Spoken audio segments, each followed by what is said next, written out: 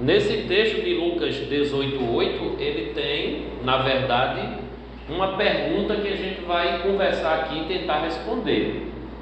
Quando vier o Filho do Homem, porventura encontrará fé na terra?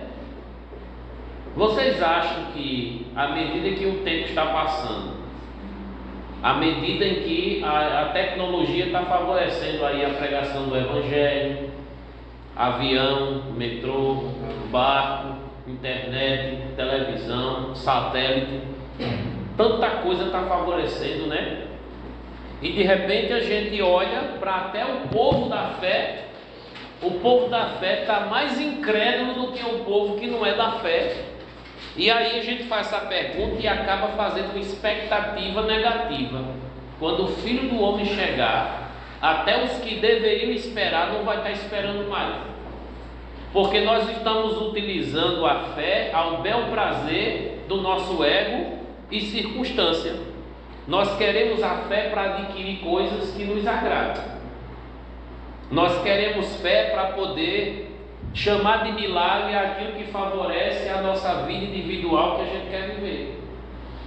Então a gente não se alegra com o milagre que acontece na vida do outro. A gente não vibra como deveria vibrar. Não se alegra com a alegria do outro.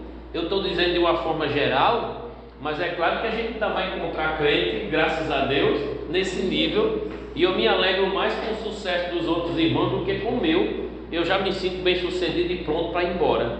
Mas quando a gente olha para a realidade, do que é a igreja, do que ela deveria ser, e aí nós precisamos considerar o que Jesus disse em Mateus 24:12: o amor de muitos se esfriará e a iniquidade se multiplicará, mas aquele que perseverar até o fim será salvo. Uma característica fundamental do crente é a perseverança, e segundo é a esperança. Então, crente sem esperança e crente sem perseverança, ele vai desistir no caminho de alguma forma, porque é a esperança que me faz perseverar, não é verdade? Agora eu espero em quê? Aí Pedro vai dizer que você deve ter na ponta da língua, eu estou falando de uma forma mais fácil de entender, a resposta da esperança que há em você. 1 de Pedro 3,15, ele vai dizer que com mansidão e temor tenhamos a razão da esperança como resposta àqueles que vão questionar. Então, qual é a razão da sua esperança? É o pastor, a denominação, são suas convicções, suas obras?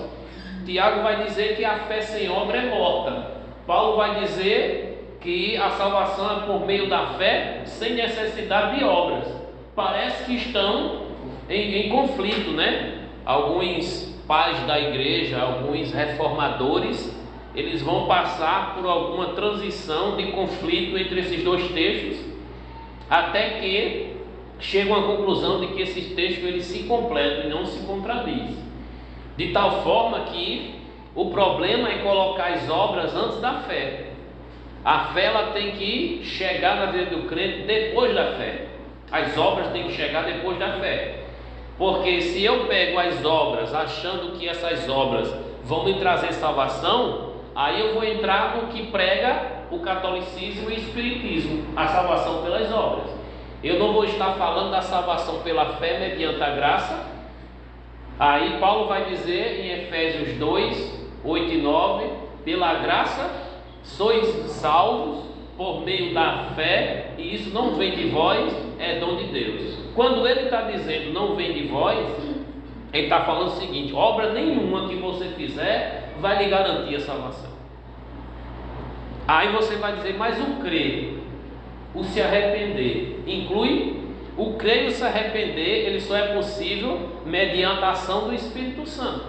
Então até o crer, até o se arrepender, pertence a Deus atuando na vida da gente. Todo o pacote da salvação, a Ele a glória, a Ele a honra para sempre. Se a gente chegar no céu cobrando algum direito só porque creu e porque se arrependeu, o Espírito Santo vai dizer: isso aí fui eu que lhe dei. tem uma fé daquele que é o autor e consumador da fé. Você tem uma fé que é gerada pelo Espírito Santo, tanto a fé como fruto, quanto a fé como um dom. Tudo isso aí a gente vê na Escritura. A fé vem pelo ouvir e o ouvir da palavra. É a palavra, quando é pregada, que gera essa fé. Resumindo, o homem não tem nada para oferecer a Deus para poder merecer a salvação. Só que Tiago, ele vai perceber, lá no capítulo 2 também da sua carta, que algumas pessoas estão tendo uma fé muito nominal, sem prática, principalmente na questão da obediência. Então a igreja, ela precisa ter experiência, ela precisa ter esperança, a igreja, ela precisa ter perseverança, e principalmente na hora de apresentar os frutos da salvação, que é a santificação. A santificação na vida da gente é algo extraordinário no sentido da obra do novo nascimento. Então a prática religiosa não é a santificação. A santificação é a obra visível da salvação, de tal forma que se você diz assim, eu já estou salvo, vou fazer qualquer coisa que eu quiser e eu sei que a salvação eu não vou perder, você está desconsiderando que isso é um discurso de perdição e não de salvação, porque o perdido é que acha que pode fazer qualquer coisa descaradamente. Só que o salvo, ele não está preocupado em se agradar, ele está preocupado em agradar a Deus, e essa preocupação em agradar a Deus é a santificação. E essa obra visível, que vai envolver o cuidado consigo, com a sua vida com Deus, e o cuidado com o próximo. E aí Paulo vai denunciar uma salvação fora das obras, e Tiago, ele vai denunciar uma fé sem obras. Fé sem obras, ela é morta, porque eu preciso materializar aquilo que eu acredito no meu estilo de vida. Se eu digo que amo sem provar com obras, esse amor é morto. Se eu digo que creio sem provar com obras, essa minha fé é morta. Então há uma necessidade de eu externar, materializar, ou seja, viver o que eu prego. Então Paulo e Tiago não estão se contradizendo, eles estão se completando nessa questão da fé. E aí nós vamos adiantar um pouco a respeito da página 16 sobre essa pergunta do que é ser um missionário. E aí depois a gente vai para como fazer missões e a responsabilidade social da igreja. Hoje é muito comum alguém dizer missionário, missionária, é muito comum. De uma certa forma, com base na grande comissão que foi estendida para todo crente ele deve pregar o evangelho, mas existe um pregador, é diferente. Todo crente deve cuidar um do outro, mas existe um pastor que cuida de todos. Todo crente, ele tem a sua obrigação evangelística, mas existe aquela pessoa que é chamada para ser evangelista, existe aquela pessoa que é chamada para ser presbítero, existe aquela pessoa que é chamada para ser o pastor. Então existe aquilo que é comissionado para todos e existe aqueles que são chamados para um trabalho específico como uma vocação espiritual. É um dom ministerial e a gente sabe que isso existe. E aí o missionário, ele é um crente como qualquer um outro, só que ele tem um chamado para fora da sua realidade. Existe o chamado nacional e o chamado internacional. Eu estou atuando hoje dentro do meu estado, eu estou atuando hoje dentro da minha nação, mas a qualquer momento eu posso ser chamado para uma outra cultura, para atuar em uma outra realidade que não é a minha. Esse chamado para fora é uma característica comum de uma igreja local. Deveria-se ter essa consciência de que pessoas estarão ali, cuidando dos que chegam, mas pessoas estariam saindo dali para poder pregar em outro lugar. Esses que são enviados é o que caracteriza a palavra missio, em missões ou missionário.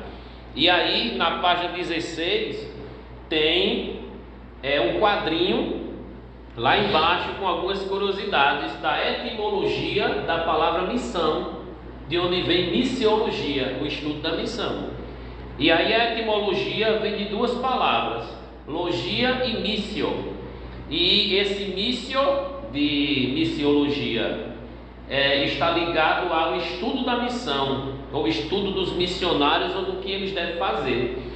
E o substantivo missione, que por sua vez vem do verbo mittere, que significa enviar. Resumindo, nós temos aí a palavra mittere, a palavra apóstolo, e nós temos a palavra missio ou missione. Tudo isso aí ligado a enviar. Como é que a gente vai entender tudo isso aí? Grego, latim e português. Na página 17 tem uma tabelinha aí, já trabalhando o que o dicionário Aurélio já preveu. O dicionário Aurélio entende a palavra enviar como mandar alguém numa missão.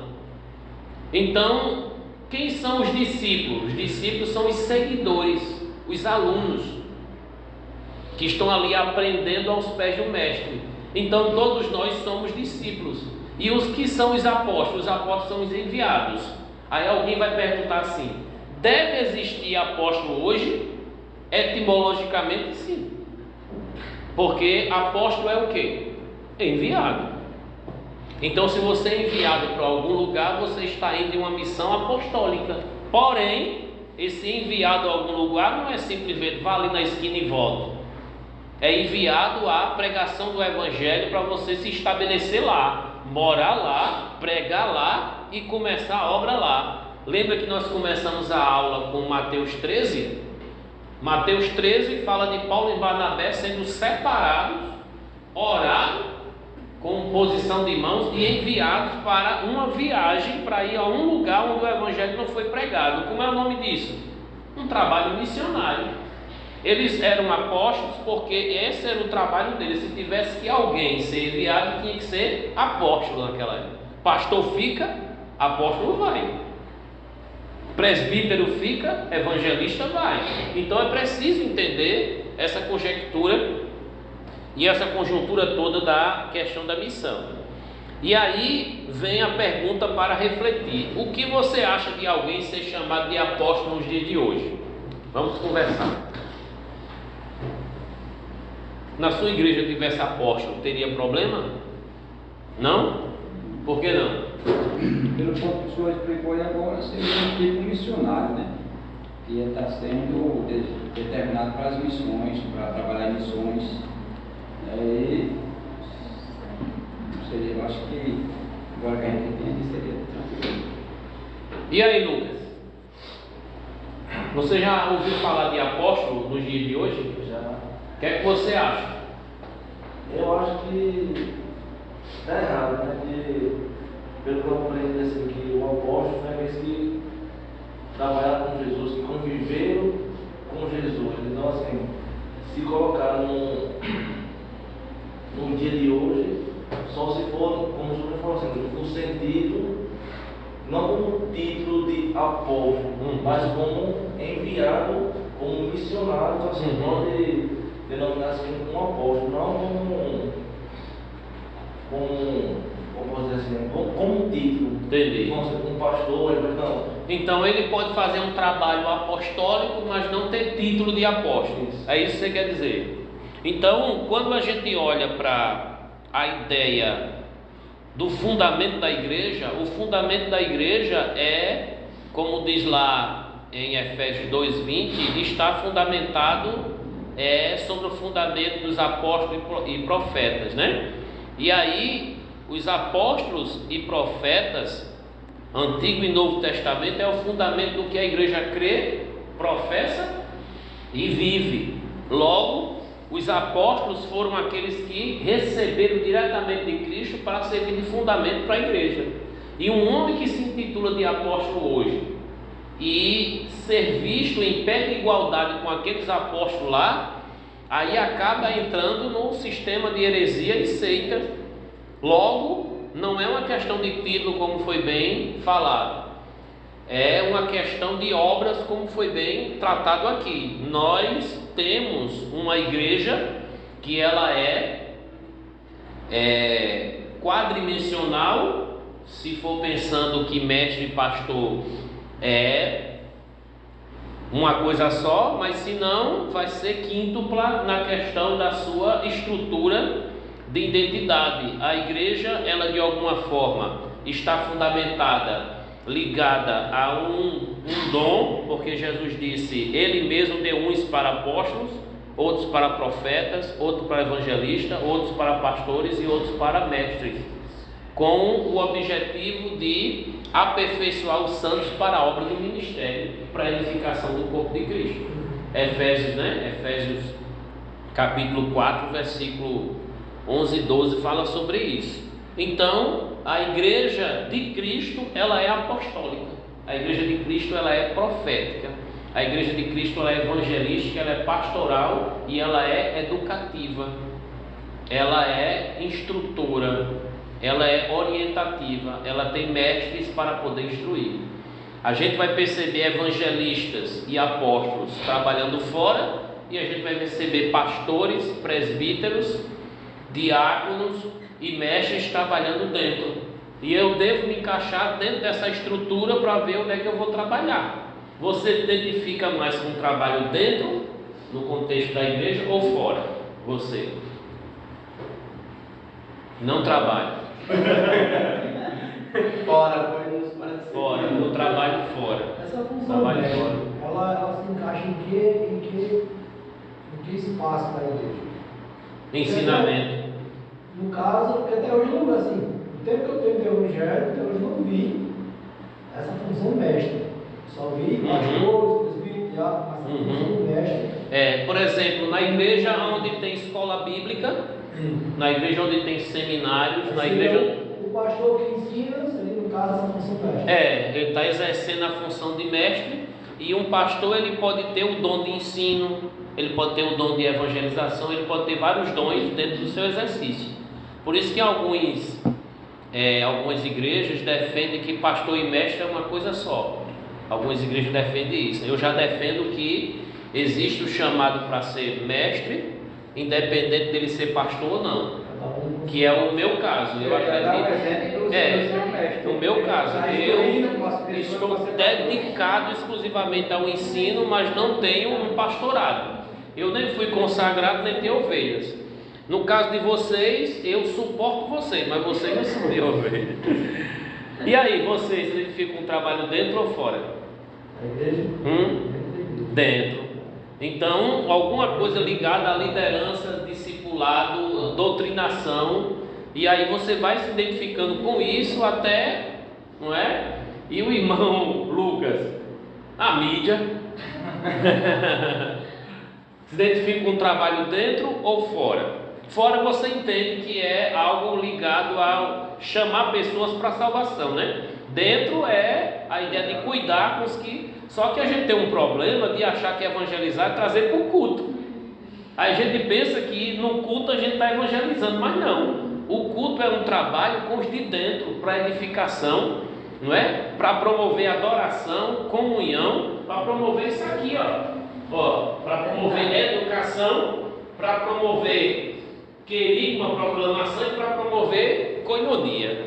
Você, dentro ou fora? Dentro, eu prefiro dentro, essa conceito de ser discipulado. Acho que para mim é fundamental, assim, de aprender e ao mesmo tempo de ensinar. Entendi. Você gosta do trabalho do ensinamento com um novo convertido ou com um crente mais antigo? Um novo convertido, então é discipulado mesmo. Entende o que eu estou dizendo? Porque com um crente mais velho aí já seria um nível de liderança mais voltado ao presbitério, né? Voltado ao pastorado e etc. Não que o pastor não vá discipular, mas o discipulador, ele pode ser um pastor, pode ser um evangelista, um presbítero, pode. Mas é bom que o pastor tenha cooperadores para poder lidar com isso, como foi o conselho de Jetro quando Moisés estava sozinho, teve que distribuir lá, senão ele não ia dar conta, né? E você? Dentro. E você? Dentro, fora? Fora. E você, irmã?